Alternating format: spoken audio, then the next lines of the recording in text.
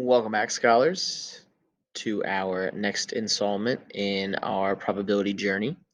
Today we'll be looking to comprehend in spoken and written language the term independent events, referring to the probability of one event being impacted by the occurrence of the other event.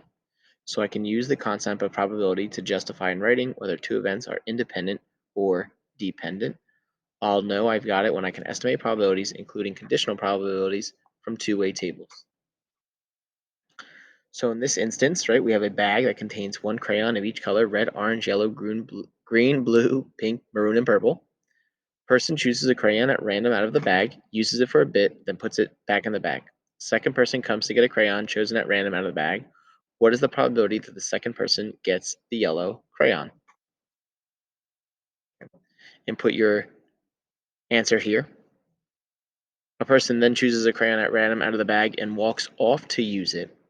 A second person comes to get a crayon chosen at random out of the bag. What is the probability that the second person gets the yellow crayon? Answer both of those scenarios. They should not have the same probability as two different events unfold. For making our way to this slide, we have a table of data, a two-way table, and a game show. A contestant is presented with three doors. One of the doors hides a prize, and the other two doors have nothing behind them. The contestant chooses one of the doors by number, right? 1, 2, or 3.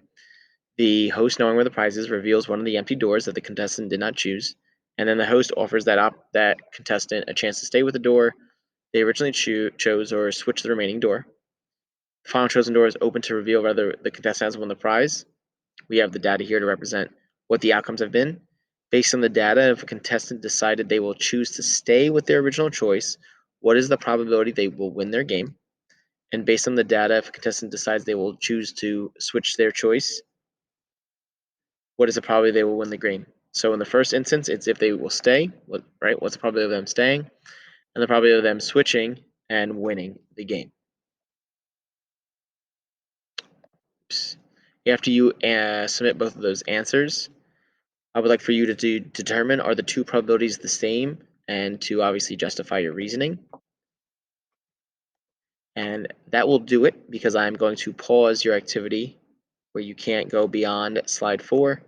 That way we can play together and calculate some probabilities, and then you can read the lesson summary at the end or the middle of class tomorrow.